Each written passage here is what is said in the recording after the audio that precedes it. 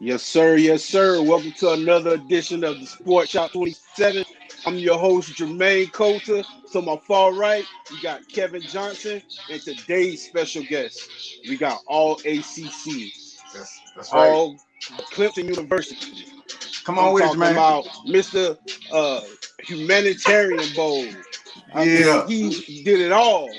Went to the San Uh-huh. Diego Chargers, balled out. That's right. Robert Carswell. What's going Man, on, Yeah, I Mr. Robert? All That. What's up, man? man, I appreciate y'all having me on, man. I'm real excited to be here. Hey, we love to have you That's on, man. good, We man. appreciate you coming to talk to us, bro. Let the people know Yeah, where no you problem. from. Yeah, man, I was Yeah. a lot of people don't know I was born in Gary, Indiana. And What? Oh, yeah, man, born in Gary, Indiana, and still got a ton of family up there. And we Okay, moved to Decatur, Georgia when I was in the okay, second grade. My okay, dad worked at Southwest DeKalb, and I went to Rainbow Elementary. And then my dad ended up getting a new job at Stone Mountain High School. And so okay. I kind of grew up in that Stone Mountain area. And so, Yep. yeah, man, good people down there in Stone Mountain, graduated from Stone Mountain High School. Good that's what's teachers, up. good friends, family-like Hmm. environment. So Hmm. that's it, man. Grew up in the Stone Mountain area. Grew up during that time, man, where early 90s, man, when Outkast and Atlanta was really taking over that hip-hop Yeah. scene. So Yeah, it they was a were real jumping. cool time to be growing up in Atlanta back then. Hey, man, that's what's up, man. So, who were some of your influences in football growing up? Was that your first sport that you played, or was it something else that you started out on? Shoot, man, actually, being born in Gary, Indiana, that's a basketball state. And Yep. so Oh, my okay, first yeah. love was basketball. So, Okay. man, I remember my Yeah. life changed, man. You couldn't tell us we didn't have no NBA gold. My dad came and nailed a bike rim up to the tree. And we was Oh, out Ooh, that's there old playing school right there. remember basketball them out there on days? that bike Yeah. rim. So you couldn't tell me I wasn't in the NBA back then. But Yeah. Yeah, man. my influences, man, was my older brother, constantly trying to chase after him. He was 3 years older than me. And so trying to follow his footsteps and, being 3 years younger, he didn't want to hang out with me like that until we got a little bit older. But just Okay. trying to hang out with him and his friends. And, we out there playing tag out there. So my older brother, Hmm. definitely some of the guys that I looked up to in high school, Scotty Collins, Chad Mm-hmm. Parsons, Robert Walker. I mean, the list goes on and on, man. It Yeah, takes a that's village. I think that's Uh, what made you better though, right? That's yeah, what made you man. better, playing Always with the older playing up. guys. Yeah, having that older brother always playing up, playing with his Mm-hmm. friends. So when it became my turn, man, I was ready. So, and then of course, they're gonna make you tough. You Oh couldn't be yeah. out there. You out there 6 years old, Doing all that everybody nine crying. and 10. Yeah, you're not gonna be crying out there on that field like that. Yeah. So it Yeah. made you tough. So yeah, I really hanging out with his friends, man, really helped me out a lot. Okay, cool. So, That's what's up. you started out. You played pop one or two. Yeah, man. We called it Little League back then. And they didn't Okay. have no. You went by the weight. Yep. So you could have I was in third grade. I was always bigger. And so, in third grade, I was playing 115. Going out there Okay. playing Little League. And I think I played every position on the field. When you first get out there, Dang. till they Do it figure out what all. you're going to do, they throw you on the Right. line. So that way Right. you're not messing nothing up. So, I Yeah. started out on the line and worked my way to tight end. And then one day I showed up to practice early and coach was like, man, come out here and take a couple of handoffs. And so, man, I started taking them handoffs and it was magic. You couldn't tell me I wasn't going to be in the NFL as a running back. But, Yes, that's what yeah, I'm Yes, talking man. sir. Uh, yeah, so my Little League coach, man, Coach Ken Williams, he really instilled in us, man, that hard work and work ethic. Now, we didn't win no games, and we lost a lot of Oh games man, by a come lot on of now. points. Come on But now. I learned my multiplication tables, by how many times we lost in football games, 49-0, Yeah. 63-0. What? Damn. But yeah, man, but he really instilled that hard work in us. He was big on fundamentals, and so back, in Little League, you can line people up in any kind of way. But Yeah. he kind of lined us up the way we should, and we learned fundamentals, and it helped us when we got to middle school. Everybody made the team, versus those teams where they line them up any kind of way and they just playing any kind of undisciplined football, but they making plays. By the time they got to middle school and now those fundamentals kicked in, we were light years ahead of those guys. So, you know, shout out to Coach Ken Williams, man. I still keep up with him on Facebook. Yeah, but really teaching us those fundamentals. Hey, what position you play in middle school though? What position? Running back and linebacker. And so a little bit of defense end. Man, my favorite position was defense end. I just wanted to come off the edge and rush the pass. Ooh, but I want to flatten the quarterback. Yeah, man. They never would put me at defense end, man. I'll be weak side or strong side linebacker and running back.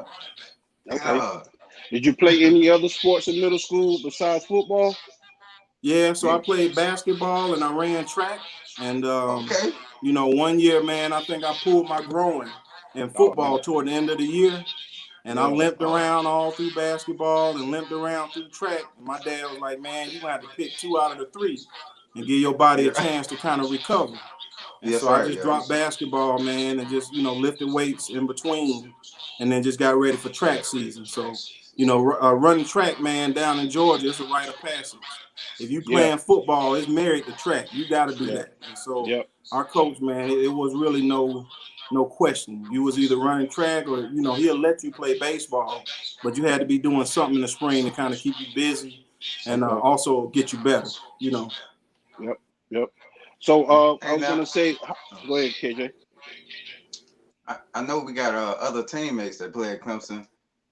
Did they go to Stone Mountain, Georgia? Like, I think it was Gary Bird and Matt Bailey. Y'all play together or? Yeah, man. So Big Bird, man, rest in peace, Big Bird. Yeah. But Gary, man, Gary was behind me by 1 year.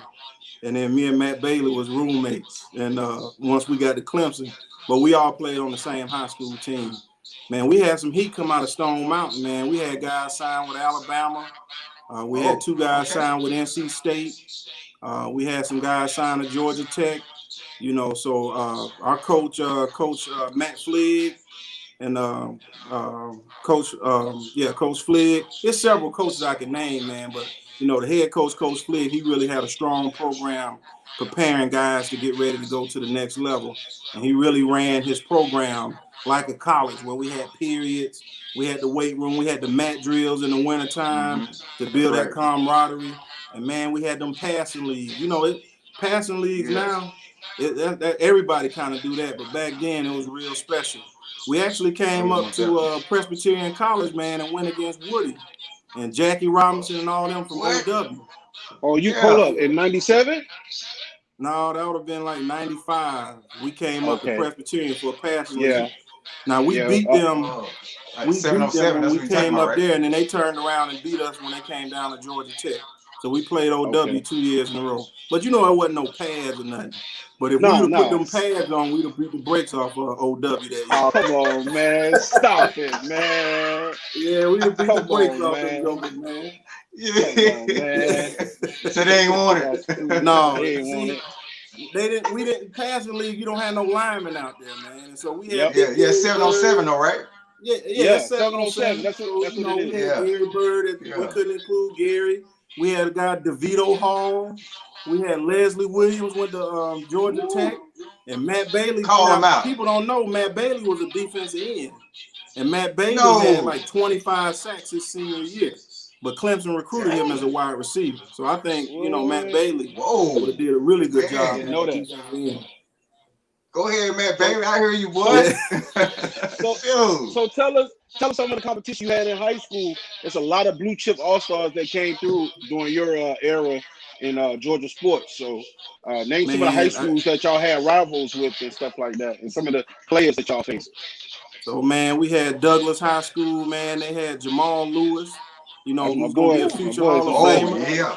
Yeah, so Jamal, man, we played against him all 4 years in my high school. We had Quincy Carter at Southwest DeKalb. Yeah, I had Angelo Taylor. Yeah, Angelo Taylor actually, he didn't play football, but he went to the Olympics as a track runner.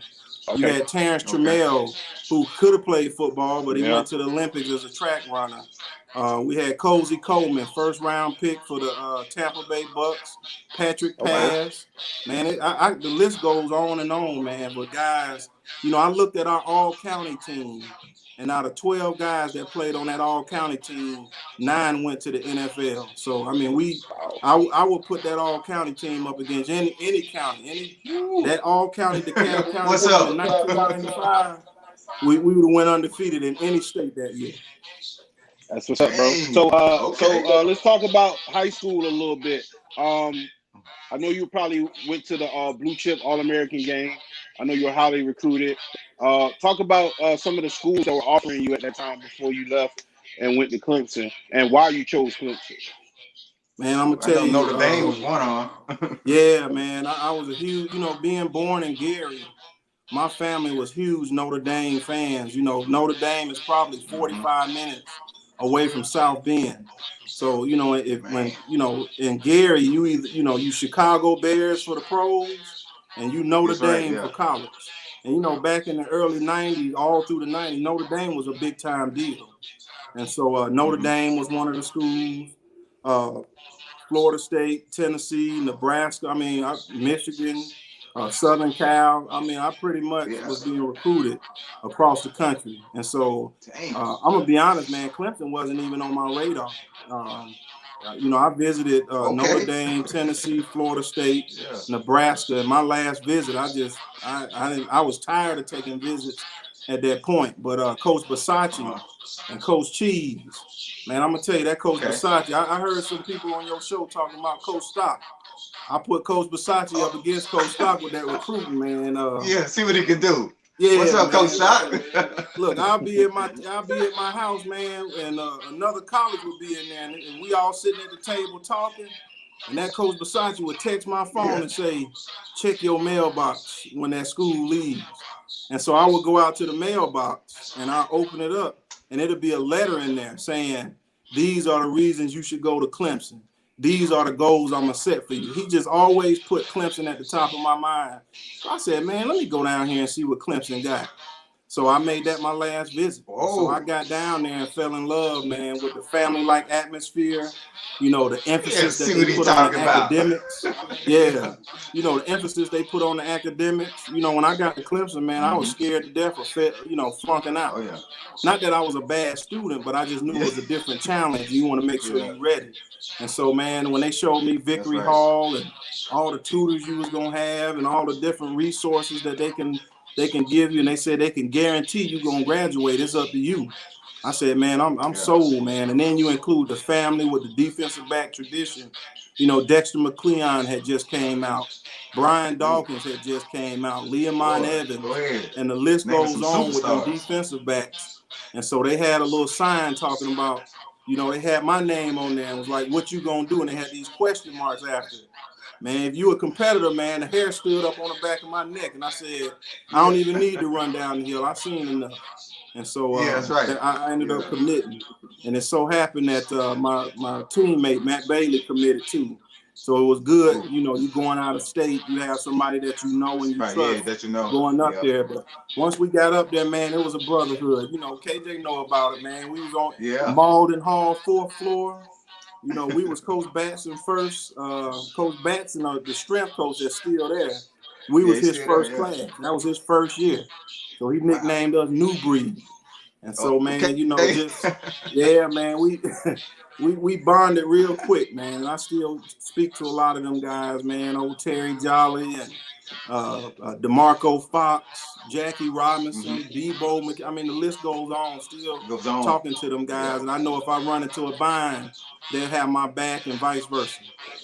Yeah, that's good to know, man. For real. So who was the guy that took you under their wing when you first got to Clemson? So, man, I had Michael Allen was the locker next to me. And, you spend so much time at your locker, man. Allen kind of took me under this wing. KJ, we getting ready to go out of town. You're supposed to pack all your pads up in that big bag. Yeah. And I'm in there missing pads. Don't forget that. You a freshman. You don't know no better. But Michael kind of took me under his wings.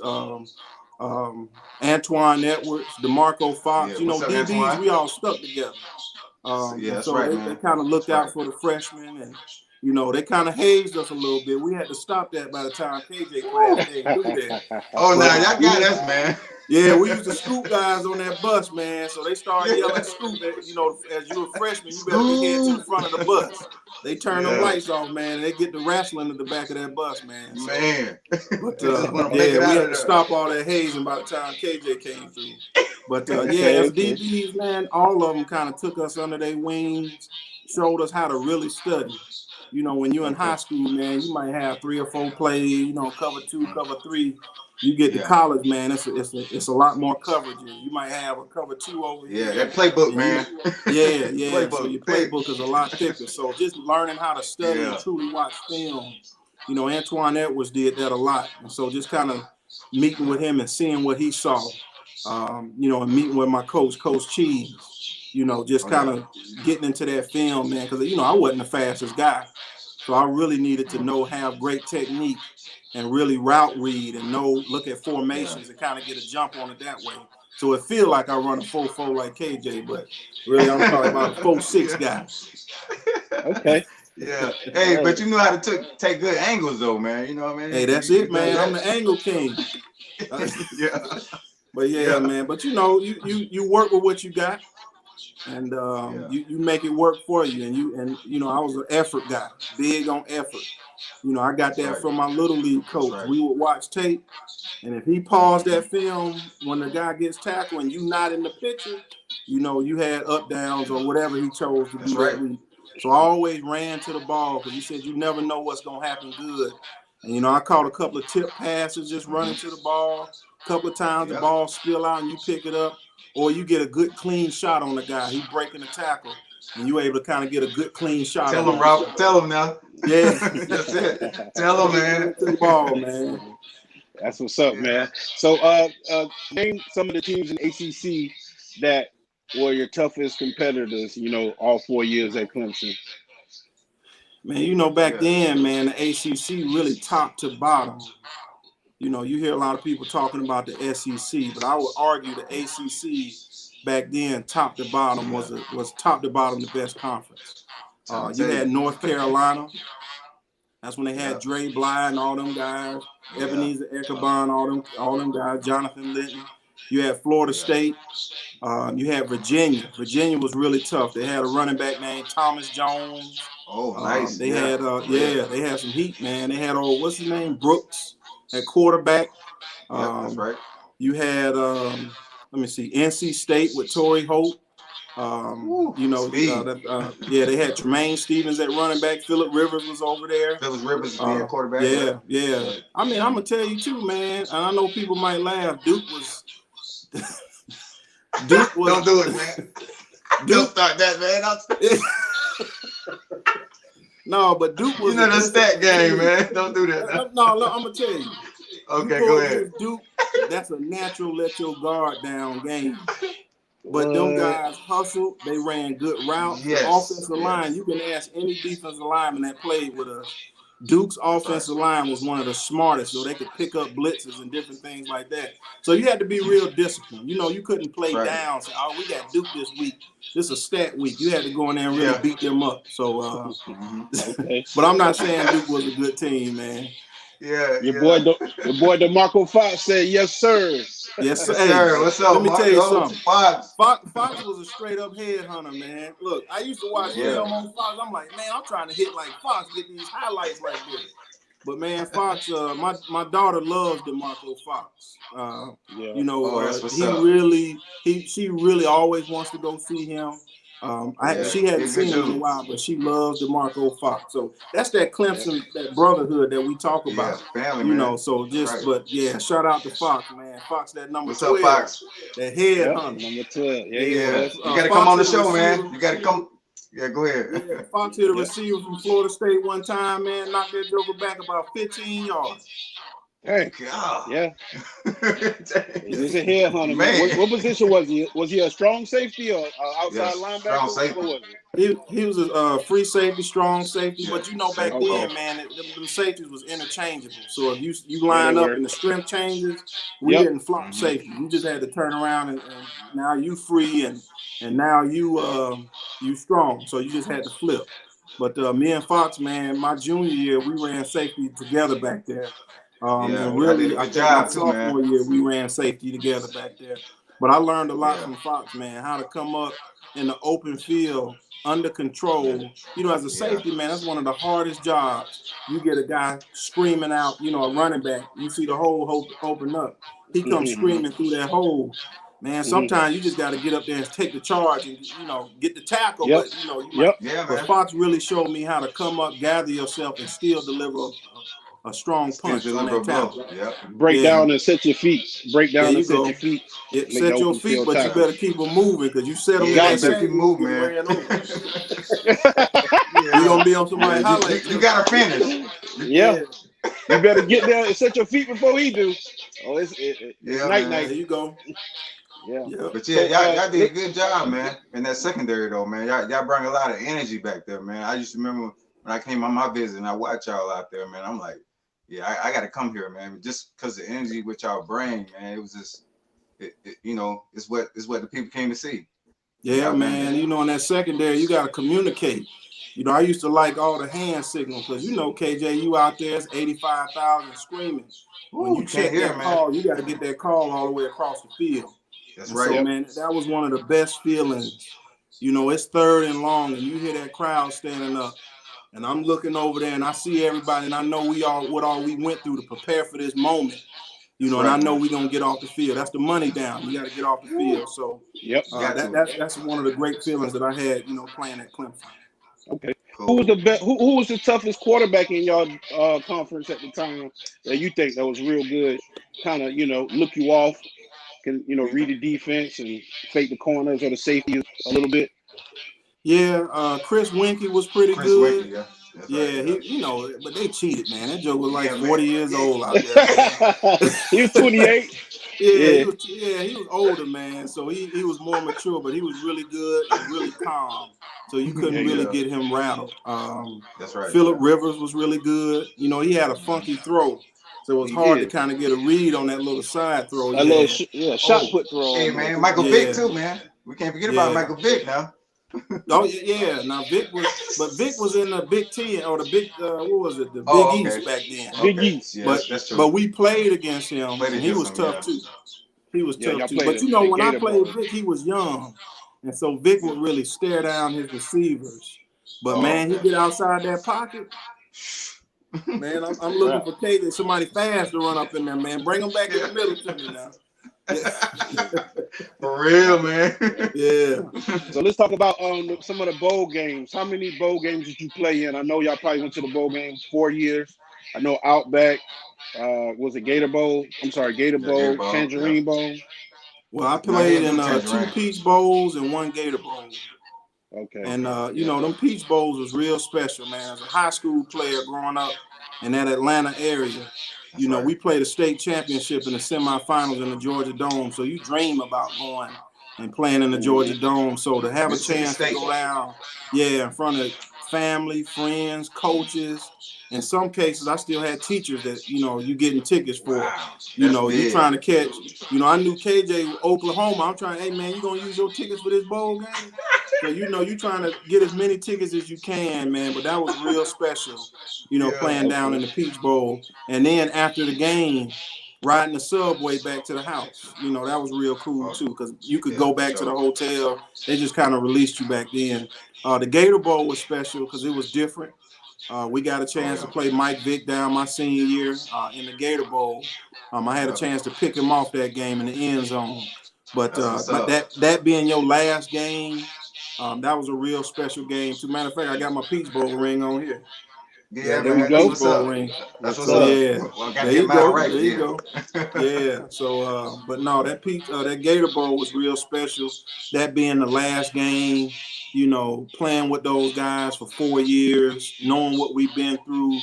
you know, when you come there, you know, I took that to heart when they had my name on that paper with question marks behind it. They kind of told me who all wore number 9 before me. You know, Dexter McCleon. We had Dexter Davis wore number 9. So all them guys came before me. I wanted to leave my mark on number 9 too. And as you can see, you know, the 9 just continues to roll through. You see the running back had it this year. Gallman had it a couple years back. Justin Miller had it. Yeah. So I think Ed Reese had number 9 when he first got there. Yeah. So he switched to number 1. But so I just wanted to do my part, man, and hand that baton off to the next generation. So did a good job, man. Yeah, I appreciate it. Yeah. So talk about facing Joy Hamilton and Georgia Tech down there in Atlanta, man. I mean, you from Atlanta, you go home, you play against you know, a South Carolina legend like Joy Hamilton. Just talk about that a little bit, man. And then I'll go into Kelly Campbell too. Kelly Campbell was out there, yeah. Kelly Campbell. Now Kelly Campbell, I played against him in high school too. High school. Okay, Kelly Campbell went to Mays High School. But you know, going back to Georgia Tech, man, that little small stadium. But your family, I mean, you can see your family and coaches and everything in the stand. But me and Joe Hamilton, we had like a friendly trash talk out there. And so, you know, we kind of going back and forth at, you know, and so it was a good rivalry. And so, but we never beat Georgia Tech all 4 years while I was there. That's one thing that really bothers me. But I can say I picked Joe Hamilton off one time in the game that we played, and I got a fumble off of him too. So. All right, that's good, man. Let's take a look at that interceptions you got real quick. Yeah, let's check it out. Let's check it out, man.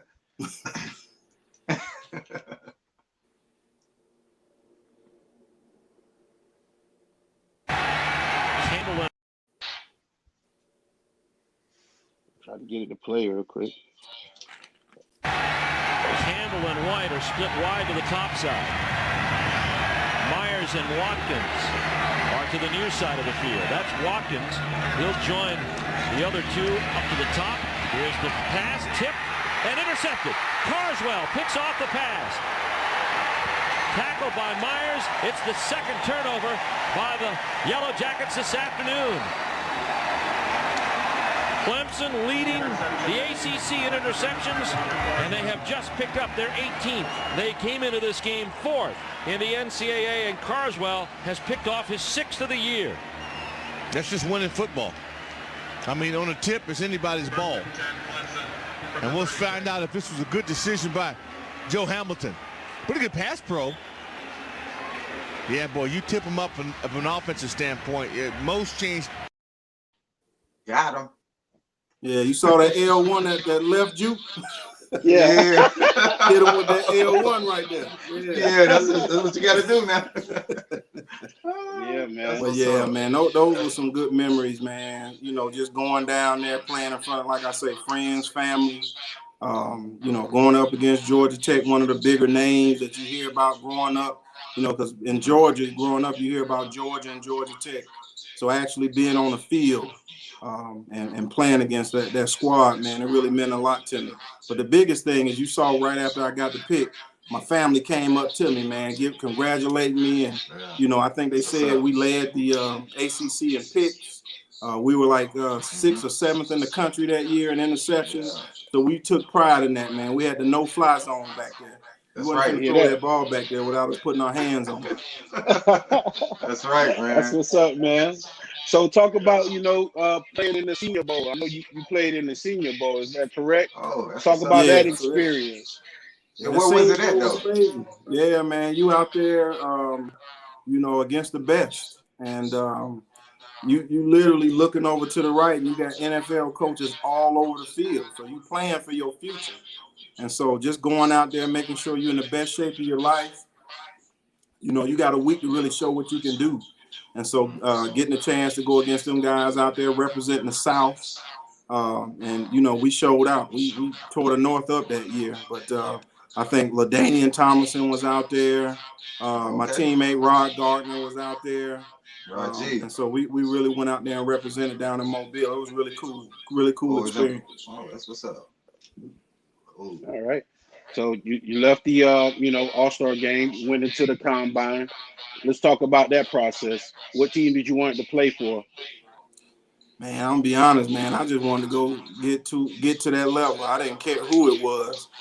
Deep down inside, like I said, I was a big time Chicago Bear fan, but it didn't matter to me where I was gonna go play. I just wanted to have another opportunity to suit up again.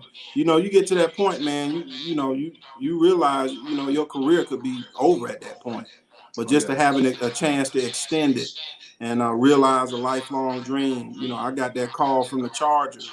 Man, that man, it didn't matter what round it was. I was so happy and excited for an opportunity to get out there and compete for a job. And so I was happy, but I was also ready to go to work. I was disappointed where I got drafted. I thought it was going to be much higher, but I didn't want to go out there with no, I wanted to go out there and show what I can do. And so, getting out there to San Diego, we had some established safeties. We had Rogers Beckett, we had Jason Perry, and then we had Rodney Harrison. So, they brought 5 safeties in for one spot. So we had guys out there from Penn State, Auburn, TCU, and then we had 2 guys that was on the team prior. And they said, man, we got room for one guy. Good luck. And they threw our playbook at us. So, man, I went home and I studied up, man, and, just tried to make it happen, run around, make plays. During tour days, I wanted them coaches to talk about me at least one time that day for doing something positive. Whether it was putting my hand on the ball, getting a key interception, picking up a fumble, getting a big stick, the things that you do well, you really want to highlight that at practice. And so you want to make sure you're doing that. So when them coaches go back in that meeting room, they say, man, you saw that 30 out there today? He's running around making some plays. I just wanted them to talk about me every day. And so it ended up happening, man. I made the team. So Drew Brees was drafted the same year you were, right? Yeah, so we all Drew Brees, LaDainian. We had some Carlos Polk, Tay Cody was down at Florida State, and me and Tay Cody was me and Tay Cody was roommates on the road, man. And Tay Cody a funny guy. We had Florida State beat in '99, but we were driving to win the game, and Coach Bowden elected to kick a field goal, and Tay Cody came off the edge and blocked the field goal. So every night when he got in the bed, he'd call my name and jump in the bed like that, like he was blocking a field goal. But see those, them the things, man, on the road, man. That's the stuff I miss now. Just having that. But him diving in there, acting like he blocking the field goal. So, but we had some fun out there, man. Just not being seeing California. That was my first time experiencing that. Wow. You see the videos where guys driving down with the tall palm trees. I just wanted to just kind of experience that, man. It was real cool. Different climate, different part of the. Breathe better. Yeah, man. You don't really have all that pollen, and so but it was real cool. But there was no humidity either. And so while we're in training camp, I'm out there wearing sleeves up under my pads. And then I look on TV, it's like 90 and 100 degrees at these other training camps, and so we went down to Miami. You know how them teams go down there for a week and they scrimmage all week. Man, we got off that plane. It felt like I was breathing through a coffee straw out there because I forgot what the humidity felt like. We had been out there. Man. But, that was pretty cool. Yeah. So you talk about what the NFL has taught you. I mean, you played what 7, 8 seasons there, if I'm not mistaken. 2. Okay. Yeah. So what did the NFL really teach you? For those 2 years you were there, what did you learn from the NFL that you didn't learn any other place? I'm gonna tell you, man. One of the most impactful things. My teammate Junior Seau, shout out to him. Rest in peace. Wow. Rest in peace. Yeah. Junior, future Hall of Famer, and you could argue he was the best middle linebacker in the game. But when you watched him at practice, he really practiced like he was a walk-on. In the game. At practice. Yeah, in practice, he practiced like he was a walk-on. I mean, he was just trying to make the team. But, you're talking about a Hall of Famer. And it translated onto the field. And so that work ethic and then that high competition, not being afraid to compete, that's something I took with me off the field into my future careers where the work ethic that I saw from a Junior Seau or a Rodney Harrison, who were established Pro Bowlers and best at their position, but yet they still work like they, had that chip on their shoulder.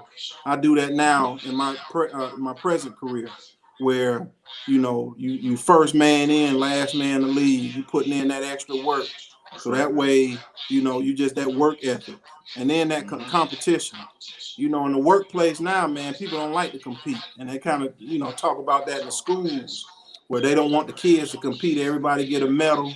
But I came up in the era, man, where you compete to win, and you don't win a medal, and it's okay, because the fact that you don't win a medal, that's what's going to drive you to be the best the next time. Sometimes you need to feel that loss, and by feeling that loss, that's what's going to drive you in the off season to be better. My daughter, they had some competition at her school, and she didn't do well. And so all the parents came over and they was like, make sure you baby your daughter up. She didn't do well. And I was like, yeah, right. She need to feel that, because that's what's going to drive her next time. Now, I don't want her to be no NFL player. But what I'm saying is that motivation, what's going to drive her to be the best the next time? She needs to feel that, because she don't want to feel like that next time. Now, she don't need to feel like that for the whole weekend. I'm going to give her one day to feel like that. Then we're going to start preparing next time, so we won't feel like that next time. And so, All right. Good stuff, man. So let the people know what you got going on now, Robert. Yeah, man. So I'm an assistant principal now at an elementary school here in Columbia. I've been in Columbia, man, since 2005. I feel like I'm from here a little bit. But, I'm an assistant principal. This is my first year. I was a teacher for the past 5 years. I was fortunate enough to win Teacher of the Year in my third year, and just kind of parlayed that into an assistant principal job. I'm also back in school to get my doctorate. And I'm going to tell you, man, I got stretched this semester. And some of the stuff you were talking about, what did you learn? That hard work, that dedication, getting knocked down, and I show my daughter my grades. So I can't just be telling her to get A's and get mad when she get a C, because she going to see my grades too. And so I got stretched this semester, and I told her this was a real challenging semester, being a first year assistant principal. And I come home at night, and sometimes you going to bed at 2 a.m. working on papers and different things like that. But I want her to see that process so she can be a part of that, and she kind of see what goes into it. And so right now I'm studying to get my doctorate at Wingate University. And as soon as I get that, I'm going to pursue a principal's job. That's what I'm talking about. All right, man. Well, good luck with that, man. Are you doing any camps or anything like that? Any coaching? Man, when I first moved to Columbia, I coached Little League for a long time. I think I did that for about 10 years. But when my daughter was born, man, I kind of had to get that up, man. So, one Saturday I was going out, had my book bag on, and she was like, Dad, where you going? And I was like, man, I'm going to coach Little League.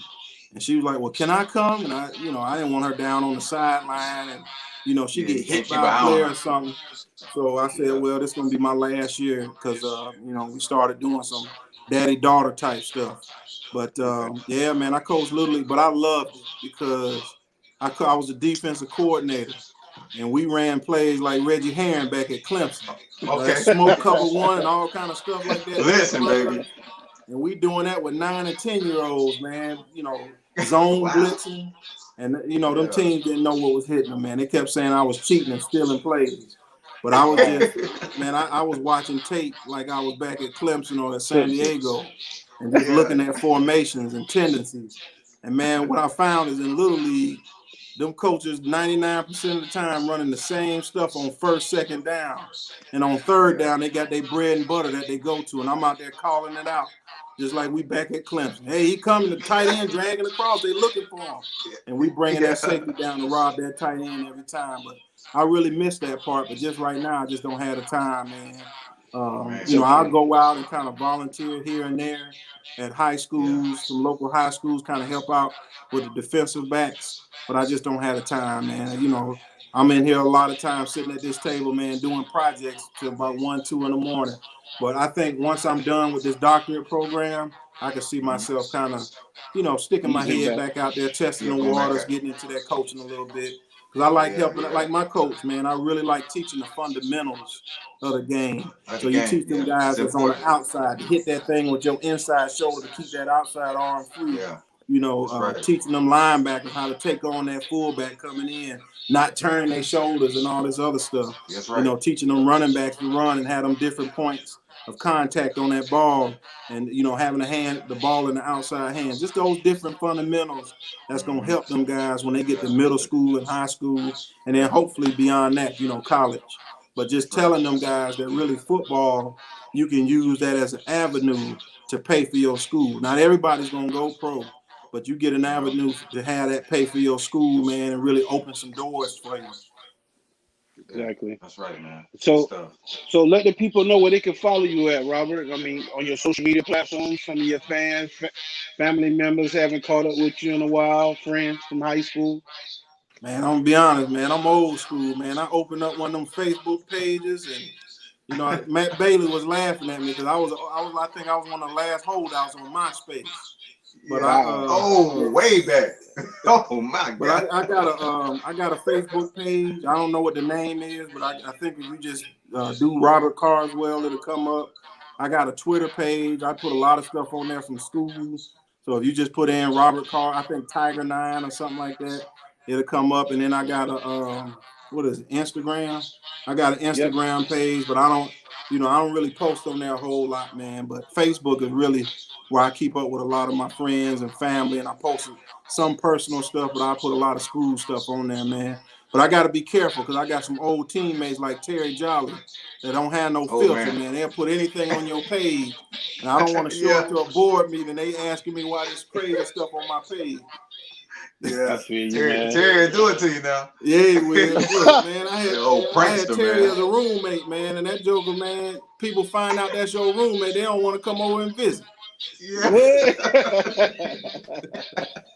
Yeah. Hey, was that bench still there, KJ, when you came up there? The football bench in front of Shaletta? Yeah, it's still there. Oh yeah. Yeah, man. You know they got rid of that now, man. Wow, man, that's our chill spot. They got rid of that football bench. They kind of changed that up a whole lot. But Jolly, man, he ruined a lot of stuff at that bench. But I still keep up with him, man. That's my brother, man. But people find out that's your roommate. They're like, oh, we ain't coming over there. Hey, but you had Rod Gardner and Keith Adams for your they was your roommate at one time. Yeah, so my senior year, me, Rod Gardner, and Keith Adams, we were roommates. I can't remember them apartments off campus that we stayed in, but Coach Bowden stayed out there too. You know, Coach Bowden moved out there when he first got the job, and he was building his house. And so we were 2 or 3 doors down, 2 apartments or 3 apartments down from Coach Bowden. And Rod Gardner was the king of throwing them little house parties. So I'm like, man, we got to be careful, man. Coach Bowden over there eyeballing us, them blinds popping down. Dude's over there looking. Yeah, we supposed to be at training camp and Rod trying to throw a party over there, man. Oh, man, that's a good one. That's a good one. Yeah. Oh, man. So is there anybody you like to shout out before we leave? Man, you know, I just thinking about it, man, like I said, it takes a village, man. I had several. I was blessed, man, coming up. My mom and dad really, you know, my mom and dad don't know a lot about X's and O's with football, but they know a lot about effort and not quitting. And so they kind of instilled that into my brother and I. You know, my family, you know, thank God, of course. But, man, I had several coaches, teachers, you know, faculty and staff at the school that really sold into me coming up. And really, when it looked like I'm getting ready to stray, it was somebody always there that put that eye on you. And, you know, back then, you had them bend your ear teachers that come behind you and grab that ear. Twist it, man. And man, get you back in line. Or, you know, my dad worked at the high school, so they would threaten to go over there and tell my dad. But I'm just thankful to have that village of people, you know, coming up that just really kept me in line and always gave me that encouraging word. So I sit here, it'll take me 2 days, man, to run down the list. I just want to thank that whole village, and they know who they are. You know, Stone Mountain High School, shout out to them. You know, that was my base, and I really learned a lot. They had a really fantastic academic system that got me ready for college. I know about the athletic system, but the academic system to get you ready for college for the workload. Because people talk about the adjustment that you got to make on the football field, but it's also adjustment you got to make in the classroom, because now you got all this freedom and you're trying to read a syllabus. And the teachers at Stone Mountain really got you prepared, where we thought they was just being mean. Man, we had this English teacher, we call her the wall. And you got to pass senior English before you can graduate. And I think her name was Miss Hieronymus or something like that. But man, you couldn't just come coasting through there. But that really got me prepared going to Clemson to walk in there. And some of them professors could care less if you played football and you had to travel on a Friday. You had to make accommodations for your classwork and your projects and stuff. So just having them teachers get me ready for that, man. I really want to thank them for that. All right, man. Well, we appreciate it, man. Well, you guys have tuned in to another edition of the Sports Shop 27. I'm your host, Jermaine Colter. To my far right, Kevin Johnson. We'd like to thank today's special guest, former San Diego Charger and former Clemson safety, Robert Carswell. All right. I appreciate y'all, man. I really appreciate this platform and the opportunity. I really like what y'all doing, man. Get a chance to walk down memory lane and just to hear your teammates, former teammates, and some of the guys I didn't even get a chance to play with, but you see them on TV, to hear their background and their story, man. Everybody got a story, and you read about them in the bio, but just to get the backdrop information, man, I really appreciate that. No problem, man. Thank you, man. We'd love to have you. We'd love to have you back on the show, man. Anytime. Okay, yeah. Let me know. I'm here. All right, man. All right, KJ, man. I'm gonna holler at you. Oh, most definitely, man. Take care, man. All right. Okay, I'll holler at y'all, man. Thank you. All right. Until next time, guys, we'll see you again. Wear your mask and make sure you stay safe. Later. Not how you start, but how you finish. There you go. Let's go. We out.